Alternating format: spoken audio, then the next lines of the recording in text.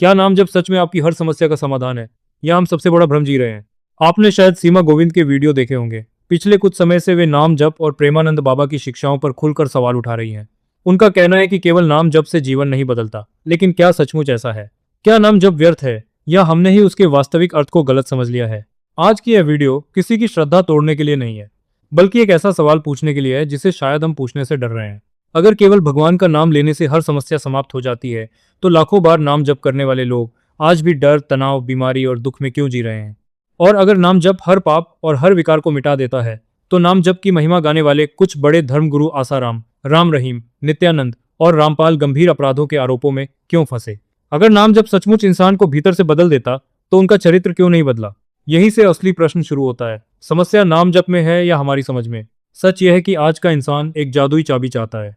वह चाहता है कि बिना खुद को बदले, बिना अपनी सोच बदले और बिना मेहनत किए उसकी सारी समस्याएं समाप्त हो जाएं। बस कोई मंत्र मिल जाए और जिंदगी अपने आप बदल जाए। यही कारण है कि आसान समाधान हमेशा आकर्षक लगते हैं, लेकिन यही धर्म समझने की जगह सौदेबाजी बन जाता है। हमें लगता है कि भगवान का नाम हजारों बार लेने से भगवान हमारी हर इच्छा पूरी कर देंगे, लेकिन क्या केवल शब्द दोहराने से कभी किसी का जीवन बदला है? तो इस विषय में संत कबीर ने सदियों पहले कहा था, माला फेरत जुग भया, फेरा ना मन का फेर, कर का मन का छोड़ दे, मन का फेर। कबीर का संदेश बिल्कुल स्पष्ट है। हाथ की माला घुमाने से कुछ नहीं बदलता। असली परिवर्तन तब शुरू होता है जब मन बदलने लगे। यदि क्रोध, लालच, भय और अहंकार वैसे ही बने रहें, तो केवल शब्दों को तोते की तरह रटने से क्या आध्यात्मिक परिवर्तन हो सकता है?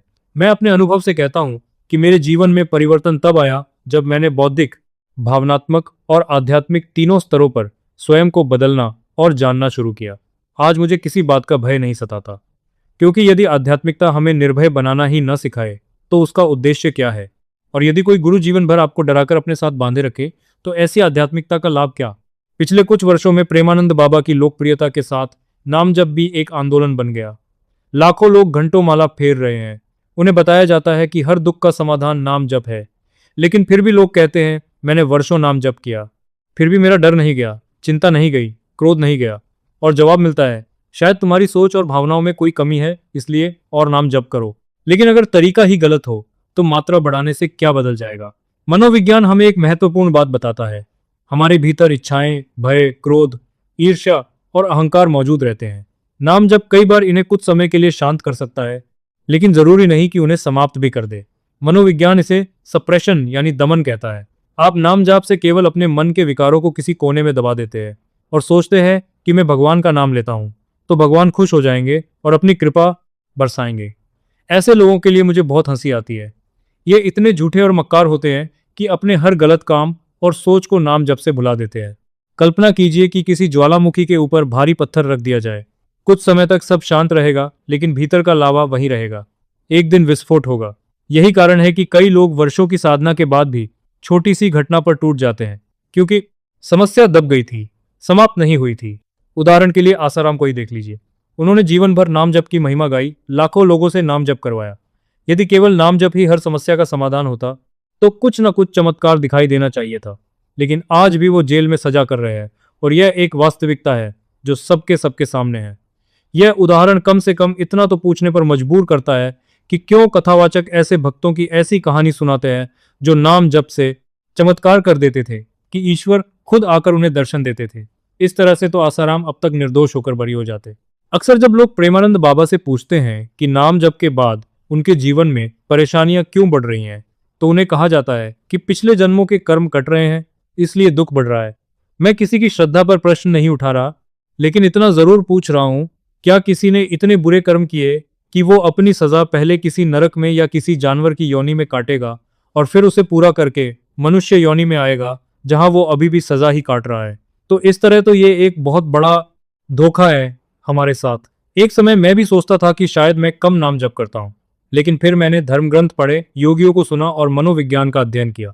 धीरे धीरे समझ आया कि समस्या नाम जप में नहीं, बल्कि हमारी अपेक्षाओं में है। हमने नाम जप को ऐसी बाहरी शक्ति मान लिया है जो बिना हमें बदले हमारा जीवन बदल देगी। हालांकि मैं आपको उतनी ही बात बता रहा हूं जितना आप समझ सके। अगर मैं और गहराई में जाकर बात बताऊं तो शायद आप समझ ना पाए, लेकिन मेरे चैनल पर आप बने रहेंगे तो आप इस लेवल पर पहुंच जाएंगे कि फिर आपको कोई भी डरा नहीं सकता। चलो आगे चलते हैं। मेरे जीवन का सबसे बड़ा सिद्धांत है, your outer world is a reflection of your inner world. यदि आप आईने में अपना उदास चेहरा देखकर प्रतिबिंब को मुस्कुराने की कोशिश करेंगे तो कुछ नहीं बदलेगा। पहले आपको स्वयं मुस्कुराना होगा। जीवन भी ऐसा ही है। बाहर की परिस्थितियां बदलने से पहले भीतर की चेतना बदलनी पड़ती है। यदि जीवन बदलना है तो अपने मन को समझना होगा। उन अंधेरी गुफाओं में उतरना होगा जहां हमारे दबे हुए डर, आदतें और कमजोरियां छिपी बैठी हैं। मनोविज्ञान भी कहता है कि हमारा अवचेतन मन ही हमारी अधिकांश जिंदगी को नियंत्रित करता है। देखिए, आपको बात करता है, यही बात अक्सर हमें कोई नहीं बताता। नाम जप कोई जादू नहीं है। वास्तविक परिवर्तन तब होता है जब हमारी बुद्धि, विवेक और चेतना विकसित होती है। केवल माला फेरते रहना और ये मान लेना कि बिना ज्ञान, बिना आत्मचिंतन और बिना सही कर्म के सब कुछ बदल जाएगा, यही सबसे बड़ी भूल है। हाँ, प्रेमानंद बाबा की बातें सुनकर कुछ समय के लिए मन को शांति मिल सकती है, लेकिन स्थायी परिवर्तन तभी आता है जब हम स्वयं बदलते हैं। मेरे अनुसार नाम जप से भी अधिक महत्वपूर्ण है आत्म अवलोकन। हमारा मन पूरे दिन किसी न किसी विचार का जप करता रहता है। मैं असफल हूं, मेरी किस्मत खराब है, लोग मुझे पसंद नहीं करते। जिस विचार को हम सबसे अधिक दोहराते हैं वही धीरे धीरे हमारी पहचान बन जाता है। शायद भगवान का नाम इसलिए नहीं दोहराया जाता कि भगवान सुन ले, बल्कि इसलिए कि हमारा मन बार बार शांति, करुणा, धैर्य और सजगता की ओर लौटे। इस अर्थ में नाम जप शब्दों का नहीं, चेतना का अभ्यास है। इसे ऐसे समझिए, यदि कोई बर्तन बाहर से चमक रहा हो लेकिन भीतर गंदगी भरी हो, तो क्या आप उसमें पानी पीना चाहेंगे? बिल्कुल नहीं, क्योंकि असली सफाई भीतर की होती है। हमारा मन भी ऐसा ही बर्तन है।